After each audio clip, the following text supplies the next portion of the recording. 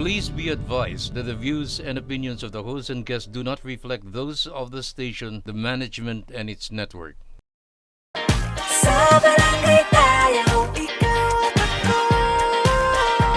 Nagbibigay ng aral sa mga kagawad at kapitan. Sa barangay tayo. Isang mapagpalang araw po sa inyo mga kabarangay. Nandito po kami ni SK May Salazar, ang pambansang SK. Kasama po ang ating special guest na aspirant sapagkat nagkaroon po kami ng special guest noong isang linggo na isang 3-term kagawad na bababa na at maraming nagtatanong kailan naman kayo magkakaroon ng aspirant kapitan. Nandito po siya ngayon para po pag-usapan ang kanyang mga pinagdadaanan at ang kanyang mga plano sa kanyang barangay. Pero bago ang lahat, let us all welcome everyone. Of course, maraming salamat sa inyong patuloy na pagsubaybay at tayo po yung mag-umpisa na. Dide?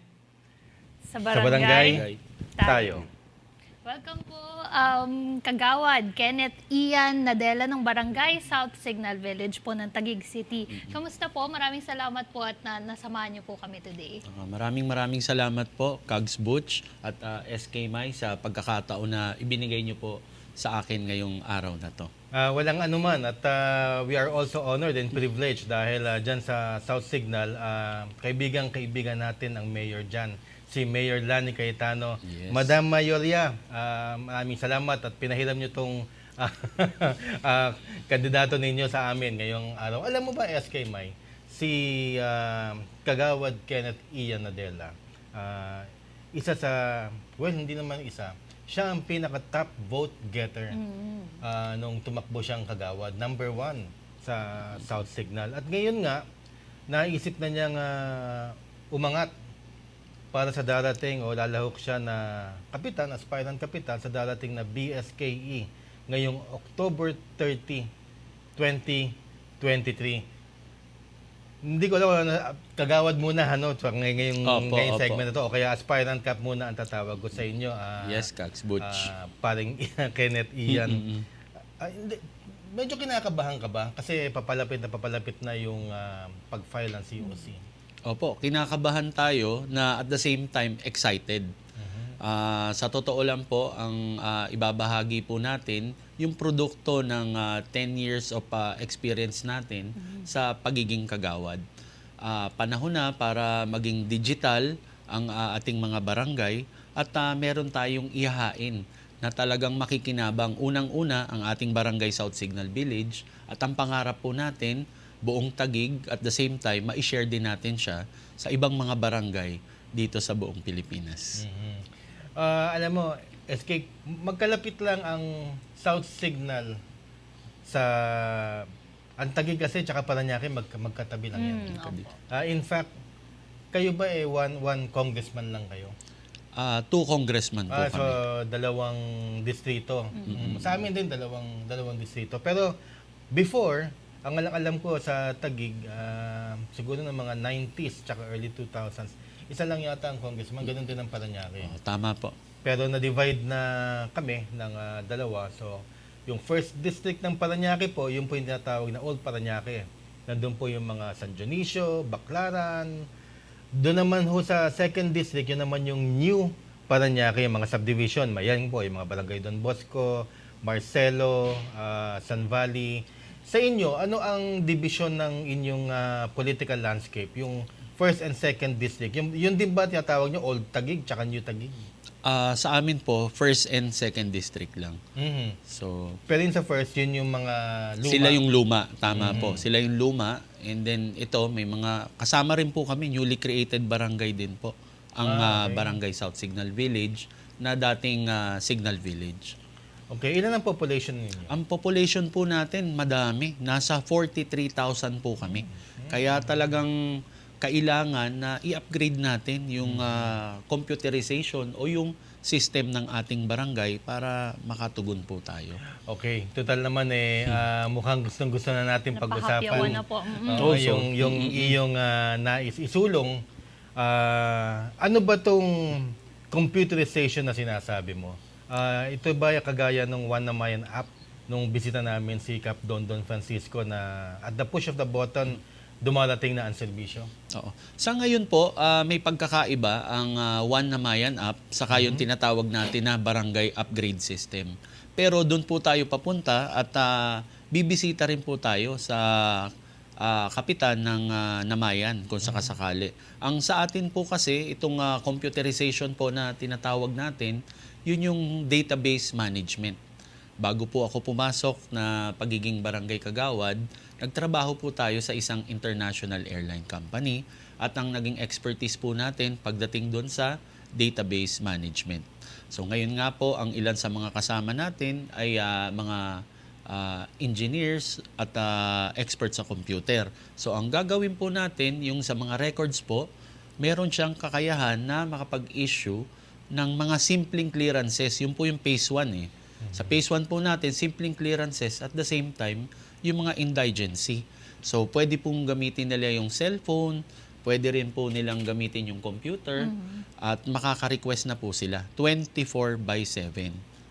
Paano sila makaka-request? Magda-download sila ng application na yan o meron na kayong gagawing parang hindi naman siguro Facebook page, no? Siguro mas malalim pa sa Facebook page. Opo, ang gagawin po namin, actually nag-testing na po kami at maganda po ang resulta. Umokay po ang aming mock testing. So ang gagawin po nila, papasok sila sa portal. Ang limitation po kasi pagka ngayon is yung mobile app, meron siyang limitation na nakita kami. So sa phase 1 po, ang gagawin kasi namin by phase, sa phase 1 is magla-login po sila doon sa web. So web portal po ang gagamitin natin at nung una para siyang One Namayan app. Pero ang nakita po natin sa pag-transition, kailangan maging simple lang talaga yung ating system. So nakalagay lang po doon sa ngayon yung barangay clearance, certificate of indigency, saka yung barangay ID. Yun lang po muna, simpleng-simple, hanggang sa pumunta tayo doon sa kagaya ng One Namayan app. So ang ano po natin dito, yung 24/7, kahit 3 o'clock in the morning, pwede po silang maka-request ng certificate of indigency. Kap, okay. Run me through the mechanics, no? Okay. Halimbawa, ako constituent ninyo at kung papalarin po kayo, kayo na po nakaupo at nilagay niyo na po yung portal na yan. Anong gagawin ko sa cellphone ko? Pupunta muna ako doon. Opo, magla-login po kayo doon sa ating system at automatic dahil nga niregister na po namin kayo ng barangay kasi inaatasan po ang lahat ng barangay na magtago ng kanyang records. At kung Kaya kayo nga po, meron kayong upgrade system, database management. Opo. Magpapalista muna ako. Opo, may iikot po kami sa inyo. Okay. Opo, sa aming pag-ikot, syempre kukunin po namin ang inyong consent kung gusto nyong gamitin yung 24/7 na application natin. Ngayon, pag login nyo po dun sa system po natin, i-click nyo lang yung button kung ano po yung inyong inire-request. Example po natin, yung indigency, pag-click nyo ng button, automatic po makakapag-request kayo at ibabato siya doon sa barangay. So doon sa barangay po natin, isi-set up po natin yung pinaka-system at automatic magpiprint po siya doon. Tapos kukunin ko na lang doon. Opo, so Pirmado na po yun. Opo, so ito po, ang sa atin po, meron siyang option. Pwede mong kunin, at the same time, pwede rin siyang i-deliver.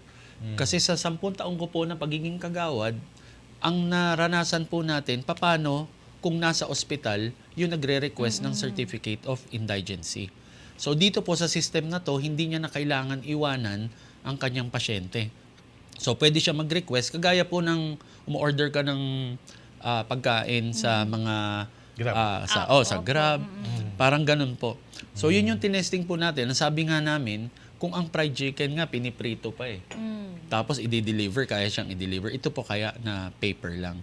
So nakita po natin kung paano gagawin. Kaya naman nagsama din tayo ng mga kakayahan na gumawa ng ganitong klaseng system. Actually, napakasimple lang po nito at talagang very doable po. Kagawad, if you don't mind me asking po, naalala ko po kasi nung last time po na nandito po si Cap Dondon, tinanong ko rin po sa kanya ito dahil po napakaganda po na programa nito. Mas-centralize po ninyo yung Tama. impormasyon ng mga kabarangay po ninyo at mas mapapadali po yung barangay services. Ang gusto ko lang po tanungin dahil po napaka-sensitive po ng data, ng personal information ng bawat mamamayan po at resident ng barangay ninyo. Meron po ba kayong mga system in place o pinaplano, pinag-aaralan po na sistema para po mapangalagaan yung privacy ng information po ng mga kabarangay po ninyo? Opo, SK May, ang ginawa po namin, nag-training po kami sa isa sa mga seminars ng University of the Philippines pagdating doon sa data privacy. So, yun po talaga pangangalagaan namin. At the same time, kukunin namin ang kanilang consent kung gusto nila. Kasi sa ngayon po, ang gagawin natin kung sakasakali, magiging hybrid. So, isa sa mga na-encounter po kasi namin, Kags Butch, paano daw yung hindi pa ganun kateki o walang internet connection. So, ang mangyayari po, hybrid, pwede silang lumapit doon sa kanilang mga purok leaders or purok president o at the same time, pwede pa rin silang umakyat sa barangay Yung para traditional. makapag-request. Opo. Yung traditional. Opo. Pero dito po, dahil nga ang kasama natin, mga talagang gumagawa ng mga system, naging posible at napakadali. Lahat Opo. magagawa na po sa ngayon. Okay, Kap, kalaban mo ako halimbawa sa politika. Sinabi kong, maganda nga yan, pero magkano ba abutin yan? If you remember, SK May, di ba, inabot ng hundreds of thousands yung kay Juan Cap Namayan, Dondon opo. Francisco. Magkano naman, kasi mag-hire ka ng mga ITs, maintenance, computer, mga ganito, mga ganyan, di naman tayo masyadong techie, pero nakakaintindi tayo. Talagang mabigat sa manpower ito. Magkano aabutin ang ganitong klaseng pampabilis ng serbisyo? Oo. Ang ginawa po natin dito, may niligawan po tayo na maging Babae, kagawad. Lalaki. Niligawan po natin. Kinakabahan ako basta ganun. Oo, yung kasama natin sa simbahan. So, isa sa mga kasama natin sa simbahan, talagang nagde-develop siya ng mga system at isinama po natin siya doon sa inalok natin siya na kung pwede tayo samahan sa pagiging kagawad. Okay. Ang system po ay magiging libre sa barangay. So, para lang po siya kagaya ng GCash na maaari pong mag-charge lang ng mga convenience fee. Kaya po, excited na rin tayo dahil pwede natin ito ma-share sa mga barangay. Kaya nung natanong niyo po ako kanina, kung kagaya siya ng One Namayan app, hindi pa siya ganun ka-complex. Doon tayo sa doable. Ang doable kasi ngayon is yung database management na tinatawag. Opo. Para din kay Cap Dondon. May mga niligawan din siya. May mga kaibigan siyang yun Yan. ang gumawa ng app. Kaya medyo nakamura siya. Opo. So talagang tama po kayo na talagang mahal. Actually, may mga nag-aalok na po dati, pero hindi siya tumutugma. Kailangan pala customize. So, ang sabi niya nga Depende sa sa akin, kailangan ng barangay. depende sa talaga. kailangan ng barangay. Kaya pala hindi siya nai-implement. Kaya ang maganda doon sa katulad nung app kanina kay Cap Dondon is siya mismo ang nag-design. So, doon kay importante pala na meron kang experience at alam mo kung ano yung kailangan ng tao. Meron kang datos. Meron tayong datos. Ang maganda nga dito, pwede ka mag-request kasi meron sa akin na nagpapatulong. Sabi niya sa akin, Agnadela, paano kaya ang gagawin ko? Kailangan ko ng indigency pero nasa ospital. So sabi ko, sige, di pakuha natin. Sino ang pwedeng kumuha sa'yo? Pero sa amin po kasi napaka-diverse. Halos lahat po, compound na ang sitwasyon, yung mga bahay sa amin. Marami mga nangungupahan. So wala pong nagbabantay. Ang pasyente ay siya pa mismo. So dito po, nagbunga siya. So siya mismo, kung meron siyang cellphone, internet connection, pwede na siyang mag-request. At at the same time, pwedeng i-deliver. Pero hindi mawawala yung traditional way of doing things. Na Opo. pumunta ka ng barangay, hingi ka ng certificate of indigency or barangay certificate, mga ganon, lisensya. Oo. Nung una po kasi, ang gusto namin mangyari, talagang fully 100% na digital lahat. Pero hindi mo pala talaga pwede silang obligahin na gawin. So marami pa rin talaga na paano na ang nakita namin nung pagbaba po namin sa aming consultation, merong problema sa internet connection, merong tinatawag na hindi gano'n na yung computer literate. Although napakadali, ang gusto lang siguro nila app, pero magkakaroon tayo ng information drive kung sakasakali. Pero magiging hybrid pa rin. So Cogs Butch, ang nakita po natin, ang sabi nga nung isa sa nakausap namin na OFW, sa ibang bansa daw, 15 years ago, nagagawa na yung ganito. Yes. Opo. Oo, pero yung sa ngayon sa atin, kailangan mag-take na tayo ng pace para ang pangarap natin, balang araw, lahat maging digital na. Napakaganda po nito, ano?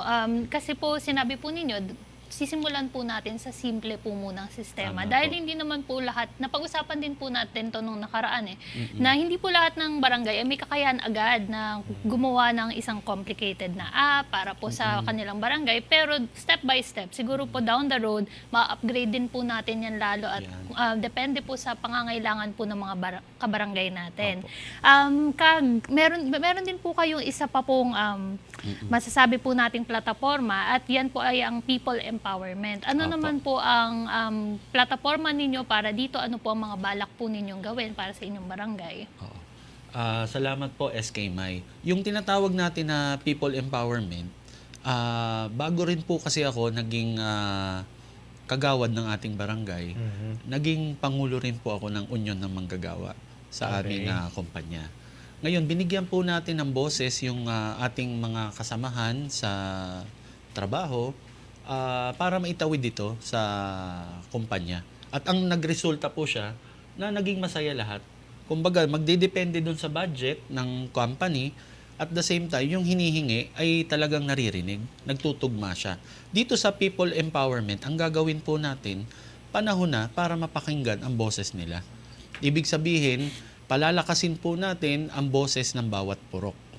Ang mangyayari po, kasalukuyan na nangyayari, ang barangay ibababa kung ano sa tingin niya ang nararapat sa kanyang purok. Pero sa amin po kasi napakalaki ng aming barangay. With 43,000 na mga residente po, ang gagawin po natin, titipunin po natin sila per purok at palalakasin natin na kagaya ng isang homeowners association. Merong barangay, pero example po, kung merong 8 purok, so bibigyan po natin sila ng kanilang mga opisyales sa purok. Ang pinopropose po natin, kung sakasakali, magkaroon sila ng purok president. Hindi lang basta purok leader, purok president at meron din siyang mga kagawaran. Example po, para sa mga senior citizen, para rin po sa mga kabataan o para sa trabaho, magkakaroon din po sila nun. At magiging parte sila ng budget process. Ang gagawin po natin, bibigyan po natin sila ng budget. For example, sa kanilang purok, meron silang 1 million.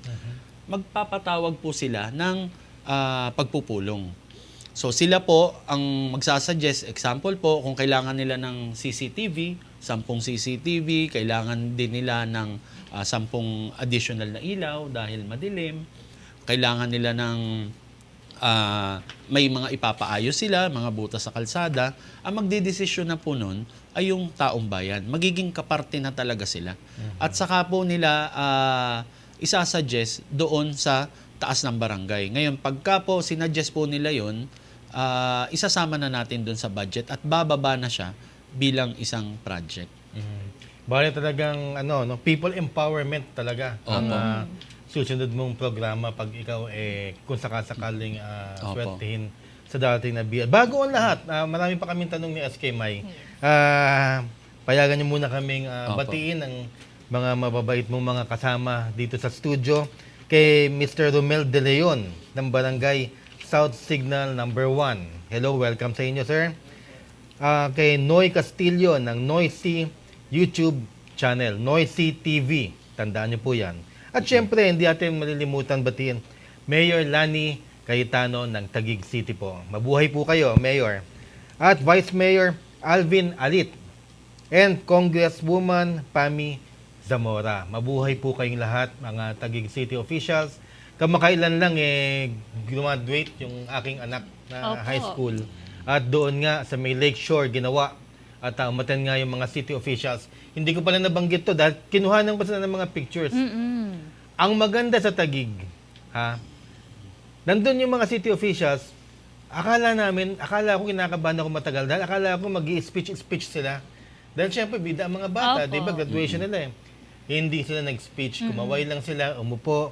Napaka-decente, mga naka-uniforme. Tahimik lang sila, hindi sila nagpa-KSP doon. Hindi nila ginawang campaign rally yung graduation rites. Kaya saludo po kami sa inyo. At dapat ganyan ang mga public officials. Hindi kinukuha ang pagkakataon na mamuliti ka ng mamuliti ka. At binigyan nyo ng respeto ang amin po mga anak. Mabuhay po kayo, Taguig City officials. Maraming salamat and congratulations po sa anak po ninyo, Thank you, Kags thank you. Butch. Opo.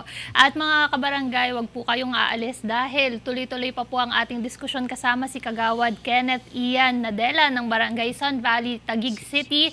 Sa ating pagbabalik, dito lang po yan sa Barangay Tayo.